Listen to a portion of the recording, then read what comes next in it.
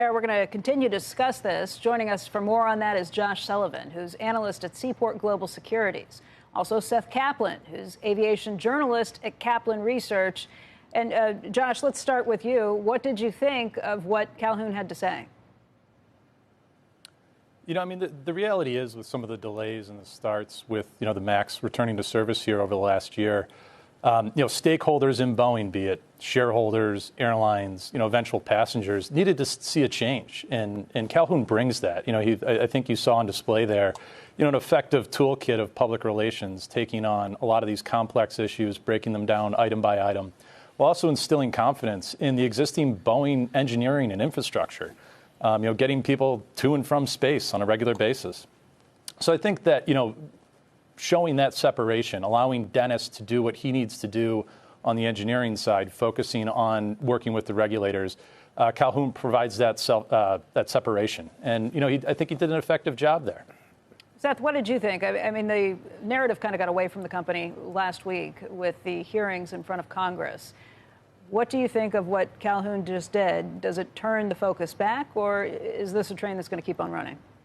Well, I thought he did a good job with the interview. Great job, by the way, by Phil and you two. Made news, obviously, by not only standing behind Dennis Muhlenberg, but by talking about what's going to happen with his compensation. I just think Boeing, at every step of the way, has been a little bit behind. And you just wish that they could sort of see where things are going and get ahead of something in terms of the news cycle. The whole, the question about compensation, I don't know how they couldn't imagine that was going to come out that last week. And I mean, how much better would it have been for him to just be able to answer the question, yes, I've given up something, than to stumble like he did. So, yeah, great job this morning. I just hope that, they're working with everybody there in terms of communications teams as well to sort of envision the next thing like that and get ahead of it, because they haven't done a very good job of that. Hey, Phil, what are the next steps? What do we watch from this point? A lot of this now is coming down to the certification process, Becky. There are a number of software validation steps that need to take place, I would say, over the next 3 to 4 weeks, including having line pilots from a number of airlines from around the world get in the simulator with the new MCAS software. They're basically going to validate that this system is working the way that Boeing believes it will effectively work in the future now that the fixes have been made. After that is a certification flight, likely either the end of November, might even slip into early December.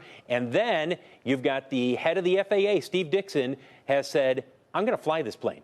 Because remember, he's a certified pilot. I want to fly this plane before I sign off on this. That'll likely happen sometime in early to mid-December. And it's possible we could see the FAA sign off on this by December 31st. It's a small and tight window, but there are many, including those within the FAA, who say, look, Boeing can make it depending on what happens with each of these steps. So, Phil, the software fix, I mean, the MCAS is still going to be part of the navigation system, right? Correct. Do you still, is it easier to disengage? Does the software do that for you? Well, there's a number of steps that they've made. We're not going to get too technical here, Joe, but a number of the steps. One of the big issues that was at the heart of the two accidents is that MCAS was originally designed to take information from one angle of attack sensor instead of two. And remember, it was a flawed sensor for both of these crashes that led to the pilots, saying, why is the plane continually pitching lower? Second, the new MCAS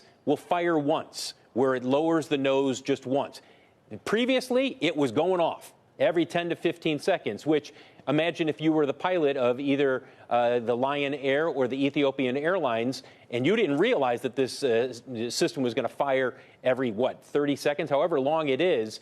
That is not going to happen in the future. Right. So the sensor was indicating it needed to fire. So it was a faulty sensor. And they only took it from data from one sensor, Joe, and that's going to change now. It'll be redundant. But if it needs to be pushed down, you'd want it to fire more than once, wouldn't you? I don't.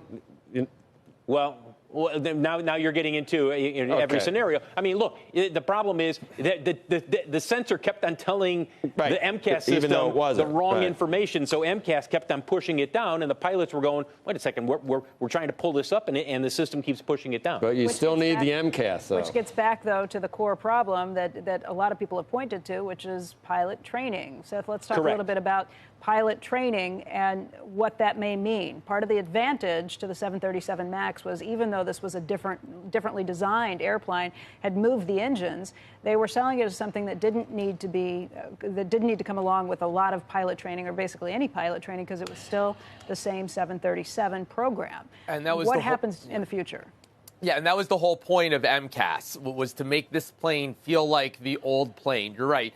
This is an airplane, let's face it, that Boeing didn't really want to build. It preferred to wait and do a clean sheet aircraft several years later, felt compelled for competitive reasons to do this after Airbus had basically slapped new engines on its A320. So Boeing needed to slap new engines on the 737 as A320s were selling by the thousands after Airbus did that. And Boeing got unlucky, whereas Airbus could just put the engine on the new plane and everything basically worked the same, just became much more efficient. Boeing, the engines didn't fit. They had to move the engines. That kind of threw things out of balance. And that's what MCAS was for, was to make the plane feel to pilots like the old plane. That was important. Because then pilots could move between the older 737s and this one without having to transition as they would to an entirely different kind of aircraft. And so Boeing could promise these lower training costs. Obviously, we all know how that ended. But that's the big question here. Boeing has remained confident, publicly at least, that there wouldn't be any big new training costs. A lot of simulator time, for example, required. If that changes, if the FAA says this is a different plane and you need simulator time, that's very expensive over the life of an aircraft. And I think one of the biggest long-term worries here, other than just the existence of the program, but if you accept that this plane is going to be back in the air flying safely at some point here, big long-term question, training costs. Because if it's going to cost millions of dollars more over the life of an aircraft, big if, but if that happens, then that could put downward pressure on the pricing here, because it's just a less competitive aircraft against Airbus.